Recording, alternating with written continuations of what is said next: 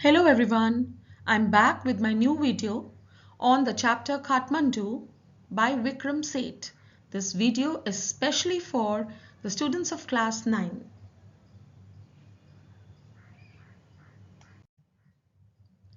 Let us first start with the summary. In this chapter, the writer Vikram Seth describes his visit to Kathmandu, the capital of Nepal. He visited two temples there. One was the Pashupatinath temple, which is a pilgrimage for the Hindus, and the other was the Bodhnath temple, which is a holy place for the Buddhists. At the Pashupatinath temple, entry was restricted to Hindus. There was a lot of chaos with priests, tourists, pilgrims, and animals flocking the place. The holy river Bagmati, which flows near the temple, was being polluted by the washerwomen who were washing clothes in it, children who were bathing in it, and residents who were throwing dry, withered flowers in it. Small shrines protruded onto the stone platform, and it was said that when the platform would emerge completely, then the goddess would emerge out of it and end the Kalyug. The scene at the Bodhnath temple was opposite to that at the Pashupatinath temple. It was a huge white colored dome surrounded by an outer road. The place was quiet and calm. There was a Tibetan market outside the temple where the Tibetan refugees were selling bags, garments, and jewelry. Kathmandu has a variety of things to offer. It has religious sanctity, it is a business hub, and a tourist destination. There are shops selling postcards, antiques, chocolates, imported cosmetics, camera film rolls, and utensils. A variety of sounds could be heard in the streets. The music blaring out of the radios, honking of the car horns, ringing of the bicycle bells, sounds of the cows as they obstructed the motorcycles passing by, and the screaming vendors selling their wares.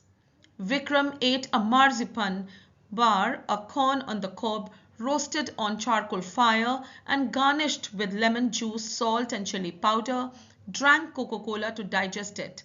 He bought some love story comics and a Reader's Digest too.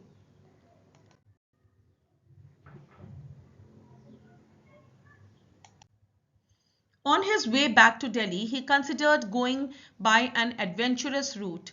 It would be a bus or a train journey till Patna, then a boat road up to Ganga River till Allahabad. It would be followed by a boat journey on to the Yamuna River to Delhi. As he was tired, he chucked the idea and took a direct flight from Kathmandu to New Delhi the next day. Outside his hotel, he saw a flute seller. He held a pole out of which many flutes popped out like the thorns on a porcupine's body. The man stood quietly and would take out a different flute, play it for a couple of minutes and replace it with another one. Once a while he would sell one of them mindlessly. He played the flute meditatively. He was unlike other hawkers who screamed to sell their wares. The writer got attracted to the music of the flute. Flutes are played in many regions of the world and they vary in appearance, names, and music that they produce. The sound of a flute resembles human voice as it is played by exhaling the breath, and its music also pauses when a person inhales his breath.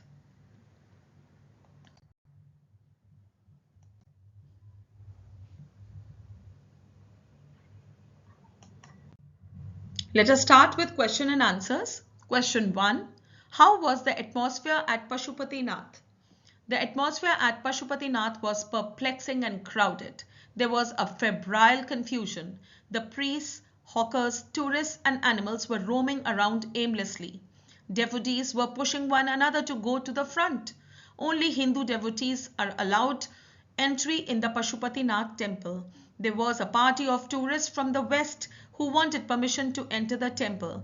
The policeman was not convinced that they were Hindus, so he stopped them from entering the temple. How did the author decide to take his return journey to Delhi? He decides to come back by a plane of Nepal Airlines. Question 3. Where did the writer stay in Kathmandu? Which two different places of worship did he visit and with whom? The writer, Vikram Seth, stayed in a cheap room in the center of Kathmandu town. He visited the Pashupatinath temple, sacred to the Hindus, and the Bodhnath Stupa, the holy shrine of the Buddhists. He went with his acquaintances, Mr. Shah's son and nephew. Question 4. What is written on the signboard outside Pashupatinath temple? What does the proclamation signify? Outside the Pashupatinath temple, the signboard announces entrance for Hindus only. It signifies the rigid sanctity and this place of worship associates with and the dogmatic discrimination practiced, saving this place from being treated like a tourist destination.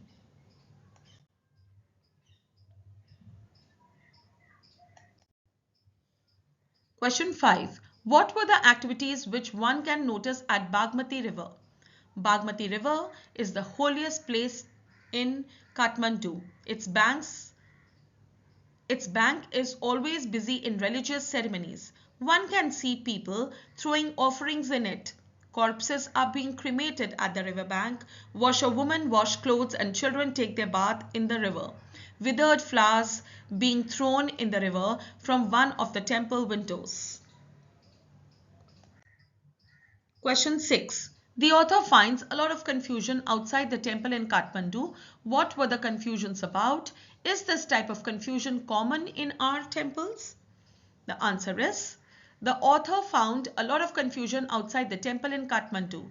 There were priests, hawkers, devotees, tourists mingled with birds and animals. The worshippers pushed one another to be in the front line. Policemen were busy in dealing with foreigners whom they suspected to be non-Hindus. The author also saw people make way for the royal Nepalese princes. Temples should be quiet and peaceful, but in reality, it is just the opposite. It is a common scenario that we have in our temples. We can see unruly devotees, mismanagement and chaos all around in some of the prominent religious places. Beggars and other self-proclaimed gods present a miserable scene all around. If we want to be called religious in true sense, we must maintain and respect the sanctity of the temples. We must be pure and peaceful, both physically and mentally.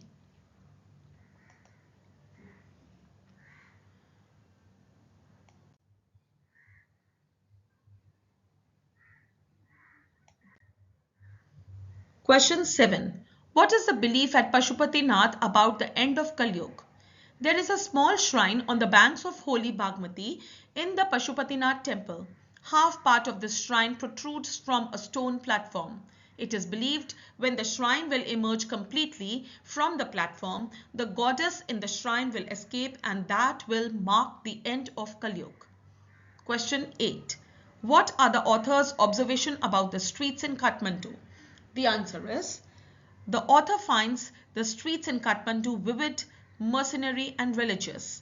Extremely narrow and busy, these streets have many small shrines and some images clad in flowers. Stray cows roam about, mooing at the end of the motorcycles. Vendors sell their wares, shouting loudly and radios are played at a loud pitch. In addition, the horns of the cars and the ringing of the bicycle bells increase this din.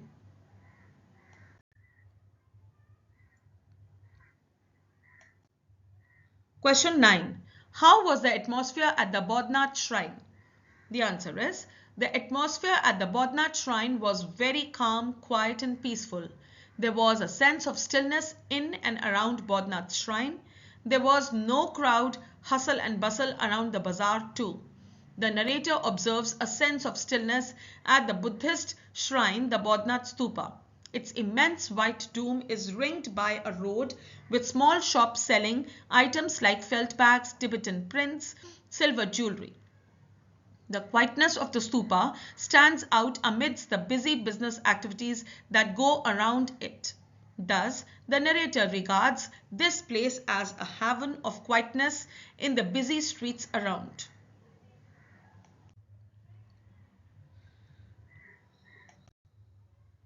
Question 10. Describe Kathmandu Bazaar in your own words. Do you think these bazaars are helpful for the locals for developing a social bond?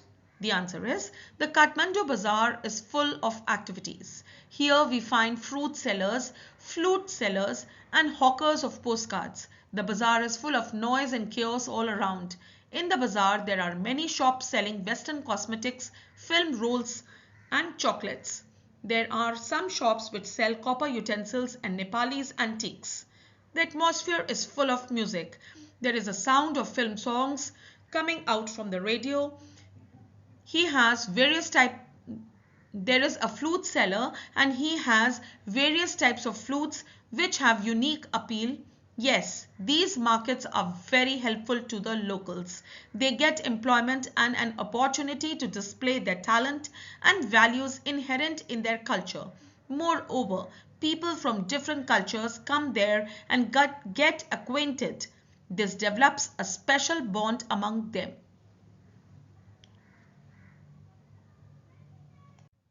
Question 11. Describe the flute seller's pattern of life. Do you feel that such talent are generally ignored and never get opportunity to excel in their life? What should be done for such talents? The answer is the flute seller selects a flute from his collection and plays for a few minutes from time to time. He does not shout out to sell the flutes. Rather, he plays meditatively. The author feels fascinated towards the flute seller. For the seller, playing the flute is more important than selling them. The seller insists on offering his flutes for sale only through the act of musical performances, in which the flute plays itself from time to time. He has a casual demeanor and sometimes he makes a sale, but he mostly enjoys himself. Yes, the local artists don't get platform to show their talent. They are often ignored. Their talent dies in silence. There should be some activities in these fairs or markets where the talent of such artists is highlighted. The world should come to know about them. Once these artists are identified, the government should support them in their growth. The media should give them an opportunity to show their talent. Question 12. What did the author buy from Kathmandu? The answer is the author enjoyed his stay in Kathmandu Bazaar. He was very happy. He bought for himself a bar of marzipan, a roasted corn on the cob which was rubbed with salt, chili powder and lemon. He bought some books like comics and Reader's Digest.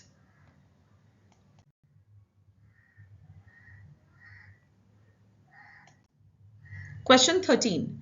What is the impact of music of the flute on Vikram Seth? The answer is the music of the flute has a hypnotic effect on Vikram Seth. He finds it difficult to tear himself away from the square where this music is being played by the flute seller. It has the power to draw him into commonality of all mankind and he is moved by its closeness to the human voice. Each flute plays a unique musical sound emitted from it. Last question is, what idea do you get about the author from the extract Kathmandu?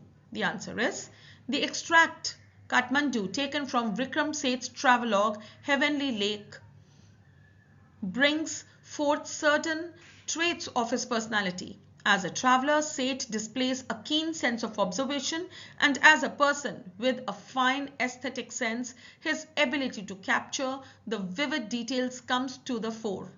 The pictures of the temples of Kathmandu and its crowded streets become alive with his vivid descriptions. Though indirectly, he also appears to be a lover of serenity and tranquility when he terms the stupa as a haven of quietness. He also shows his concern as an environmentalist who does not approve of polluting activities carried on the banks of Bagmati river. Vikram Seth's fondness for traveling is obvious by the fact that although tired, he still contemplates taking a longer route back home to Delhi. His fondness for music is brought forth when we find him so enchanted by the music of the flute that he has to force himself to leave the square where the flute is being played by the seller. His choice of reading reveals that when tired, he prefers to read light and popular stuff. Like a typical traveler, he indulges himself with the eatables he finds available in the bazaar of Kathmandu. Thus, the author emerges as a man with a profound fondness for traveling, love for music, a keen sense of observation, reflective mind, and an ability to portray places and people minutely and realistically. I hope this video was helpful to you. Newcomers, it is a request to you to please subscribe my channel. Also press the bell icon for the latest notifications. Do let me know which part of Kathmandu you liked the most. Take care. Bye.